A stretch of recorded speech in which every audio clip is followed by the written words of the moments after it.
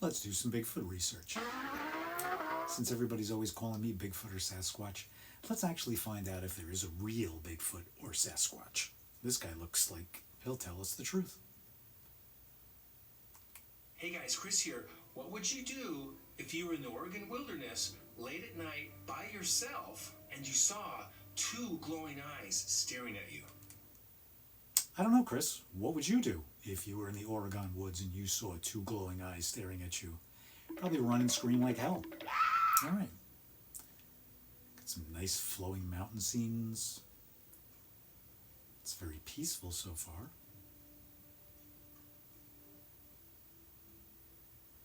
Glowing eyes in the forest. Okay, so we are in the cabin tonight, and for tonight's beer, we have from... Okay, so we're going to start this whole Sasquatch Bigfoot thing off with drinking. Can't go wrong there. Drinking and telling stories about Bigfoot. Well, of course, that's going to be nothing but truth. Let's see what Drunken Chris is going to tell us. From Idaho, it's Idaho handcrafted. It's called Sockeye Socktoberfest Seasonal. So Sasquatch sightings are sponsored by Sockeye. Say that fast 7 times. Lager. Got a nice little sockeye salmon there. Lager. This story has a lot of lager and lagers in it. That is a 6.5 ABV, and that is from... I don't know what a 6.5 ABV is, so can we just get on to the hairy foot guy? Sockeye Brewing Company out of Boise, Idaho. All right, Boise, Idaho. Aren't they famous for like potatoes or something? I don't think they really need a beer to put them on the map. Ooh, look at that. It's kind of gold. It looks like pee. And I don't know why you're pouring it in a cup. Why don't you just drink it out of the can? What kind of beer drinker are you if you're sitting in a cabin? You're drinking it out of a tin cup. Are you going to heat that up? Is Chris pooping right now while he's doing this? What's with that face? I don't know. There we go. We'll take it right out of the can there. All right, here we go. So he opened the can, poured it into a cup, and then drank it out of the can. I don't know how much I'm going to trust this guy with his stories, but he is drinking, so it will be fun.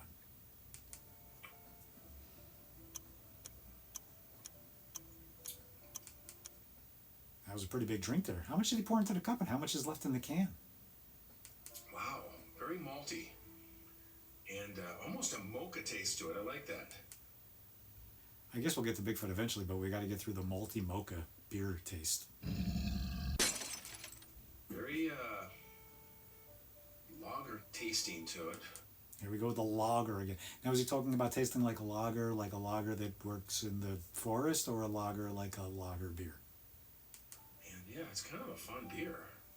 Sockeye Brewing Company. Wow, that's... Obviously, this story is, again, sponsored by Sockeye. Now, that's how you do product promotion. Out of Idaho, so, yeah. All right. Cheers to the Sockeye. Cheers to the Sockeye.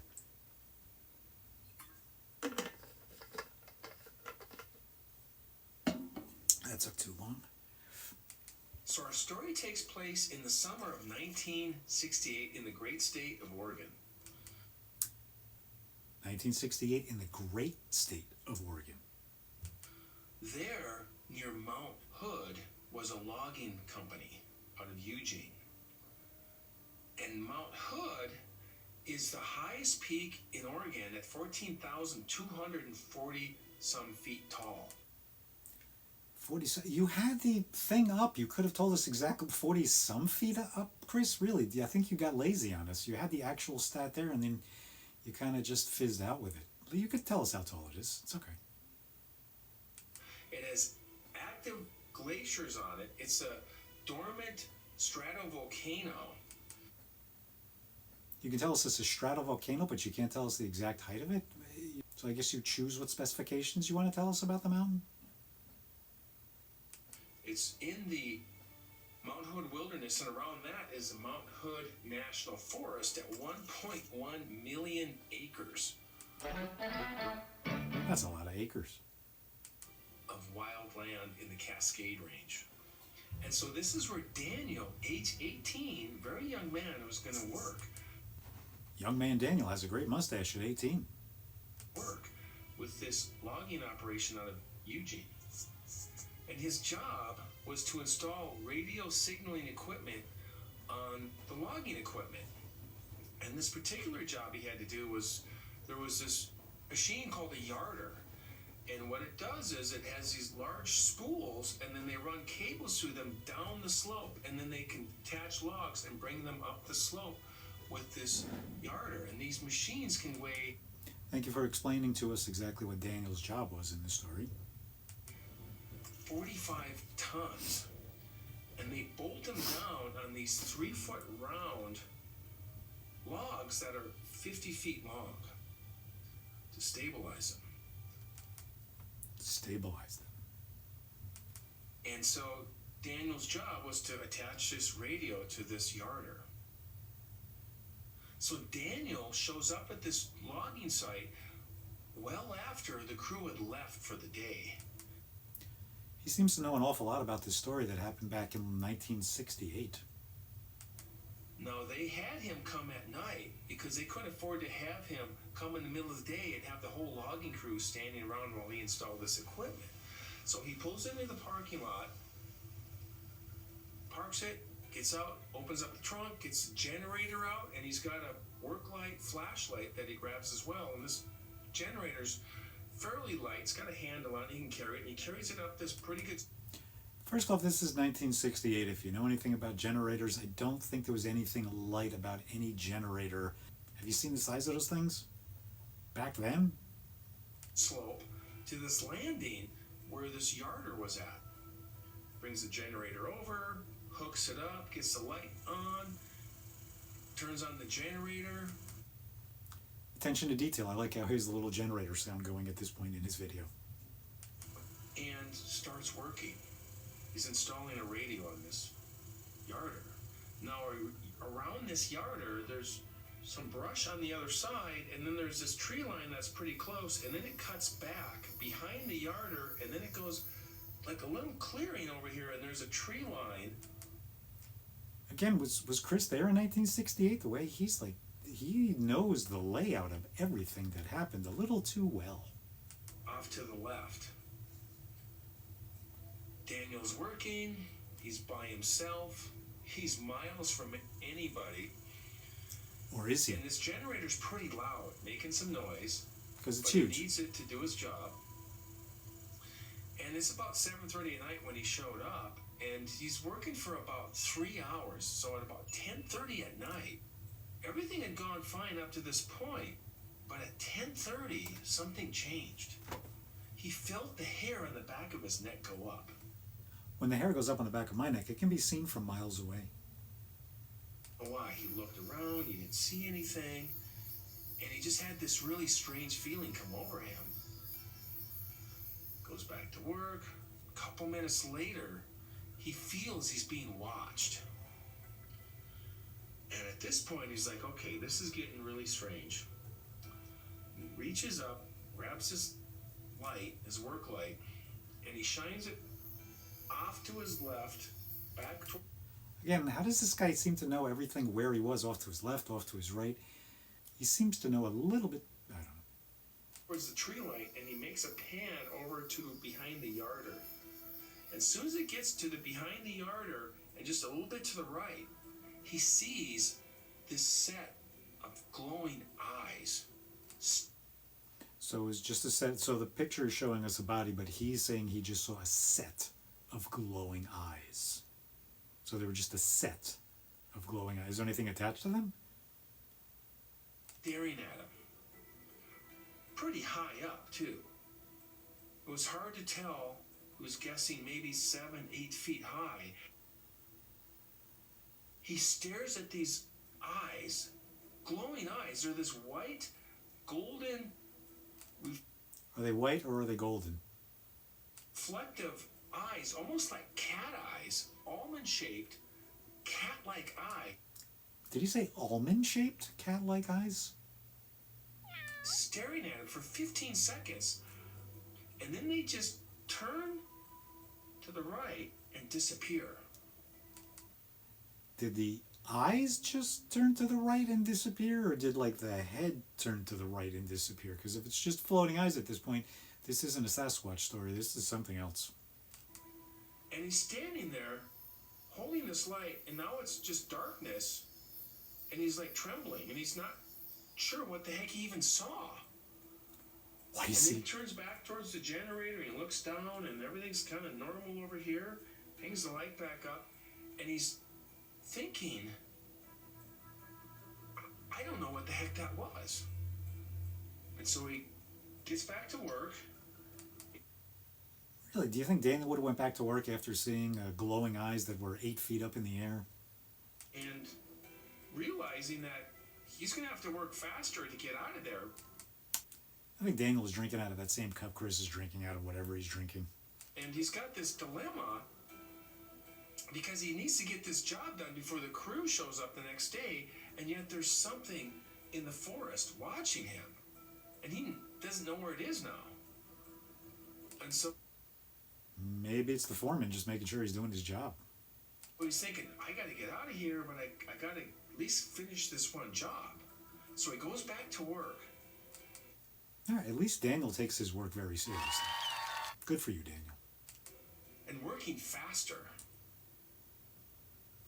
About 10 minutes later, he's working as fast as he can to get out of there. And then there's this breeze that comes across the top of the yarder, just a light breeze, but he smells this horrible stench. That's insulting. It smells like a wet dog mixed with a dead animal. And immediately this terror kicks back in, and he can feel the hair on the back of his neck go up. This is very insulting to the Sasquatch. You're saying that he stinks. And not only does he smell like a wet dog, but he smells like a dead animal. I mean, he has access to rivers and lakes and stuff. He can wash. I'm sure he does with all that hair. Very insulting. And he realizes the car is about 35 feet down this slope in the dark, and he has to get to it. And he's thinking about what he needs to do to get out of there. He grabs the light, and he needs to see what's going on, so he shines it across the back of the yarder here, and he sees those same glowing eyes staring at him. But this time, there's this large shape of an animal. Okay, so before they were just a set of eyes just floating around, and now they're the same eyes, but they're connected to an animal that smells. So he didn't get the smell before when they were just the eyes. So is Bigfoot an actual creature, or is he a two-part thing where his eyes float around first and then connect with the body? I may have to do my own documentary on Big Eye. Maybe there's not just a Bigfoot out there. Maybe there's a Big Eye out there. Maybe Big Eye works with Bigfoot. Maybe Big Eye shows up first, and then Bigfoot shows up. And we'll get back to this story now because I don't know what I'm babbling, and I didn't even drink out of the cup. Black in color, very wide, and about 8 feet tall. And you can tell because the equipment is like framing it in, and you can see about half of it, and it's clearly 8 feet tall. Clearly 8 feet tall. And again, he's staring at this thing on the other side of the Again, we're very insulting with calling him a thing and smelly. equipment. Just frozen, and this thing staring back at him, and this time like 20 seconds. Ooh. And this silhouette with these large shoulders, she doesn't see any features except the glowing eyes, and he sees his head turn slightly to the right and then to the left. And at that point, he just had it, and flight kicked in.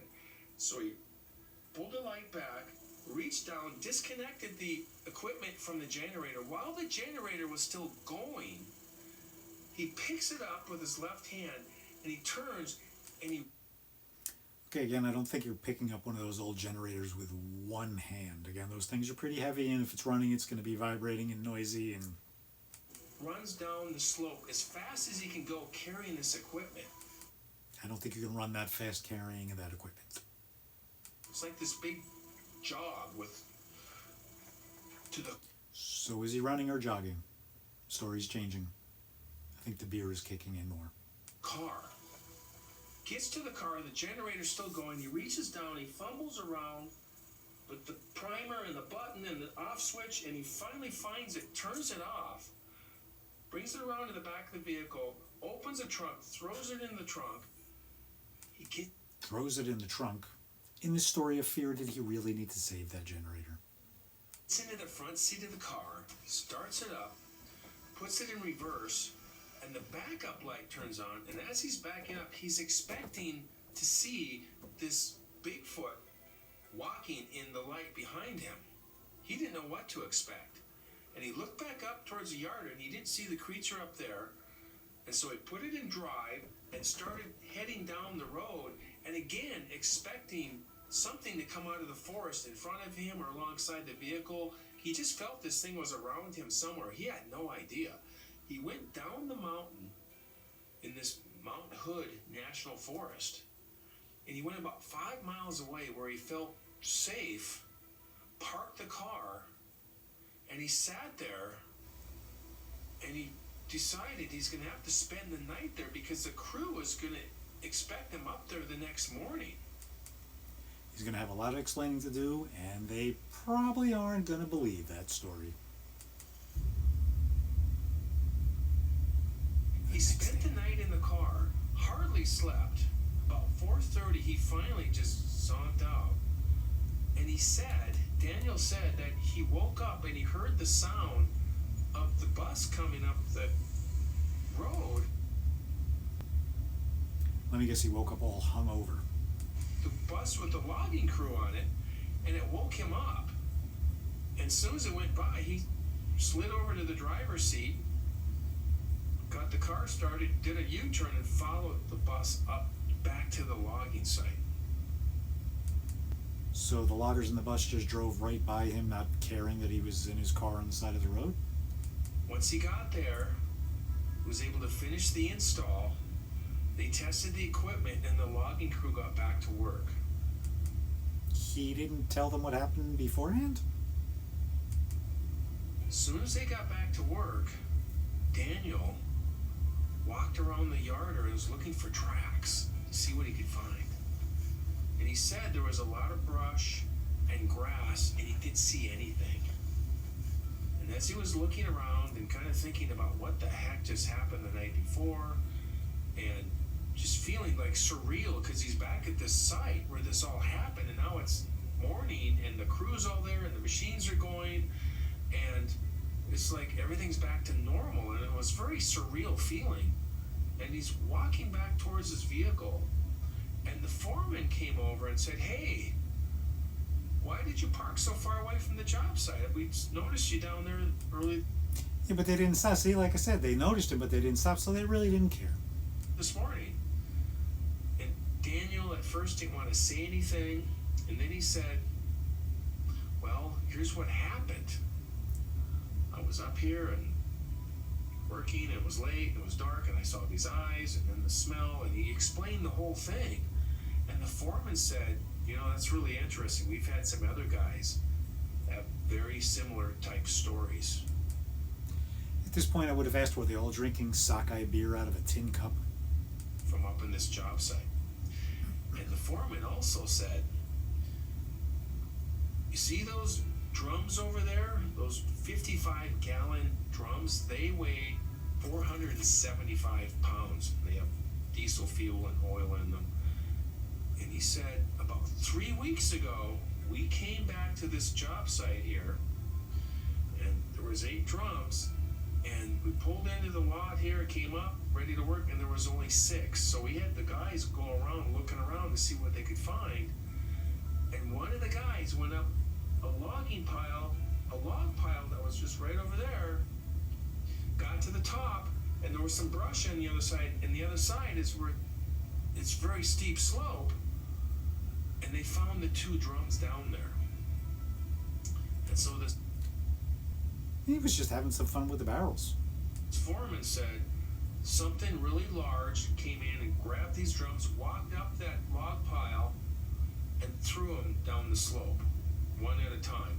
475 pounds. Crazy. Crazy. Daniel believes the generator possibly attracted it.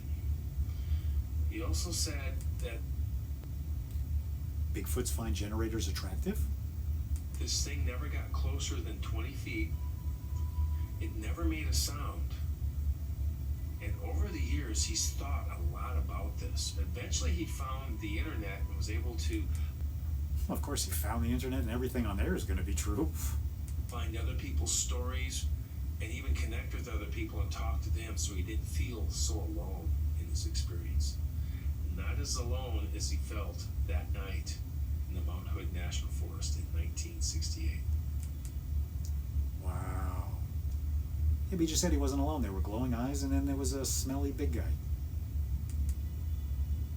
And that is our story for tonight. Wow, what a crazy experience to be all by yourself out there, working in the middle of the night, just focused on your thing, and then, wow. Wow, that was crazy. I don't know about you, but that was crazy. Crazy. Now, Jeanette and I did a trip up to Bend, Oregon this last summer for a wedding. We had a really nice time up there. Great little town, Bend, Oregon, and seeing the Three Sisters and the Cascade Range. And we went to the Newberry Volcanic National Monument. That was really cool. And there's two units. There's a north unit and a south unit. And we saw amazing waterfalls. And then we took this little tram, spiraled up this road to this top of this volcano. It was really cool. And then we went to the other unit, and we saw the obsidian field, the volcanic flow, and it left all these black obsidian rock. Pretty amazing. So this is the Chris Travel Show now? All right, you guys, thank you for watching. I appreciate it, and I appreciate you, and I appreciate your comments. Thank you. And I don't know if you'd appreciate all my comments, but thank you for doing what you do, Chris. I guess we appreciate you. if you like stories about the strange, unexplained, and things that go bump in the night, please like and subscribe. I really appreciate that. And always remember that finding Bigfoot will be no small feat. Get it? Bigfoot feet. You got the pun there. Mic drop, Chris. That's the way to end it. All right. Keep hiking. Keep hiking. Alrighty. Alright, well, thanks for that interesting story, Basecamp Chris. I don't know if you learned anything. I don't know if I learned anything. Who knows if any of these Sasquatch sighting stories are actually true or not. I mean, like I said, I'm walking down the street and every now and then someone will start screaming Bigfoot and I'll be like, where?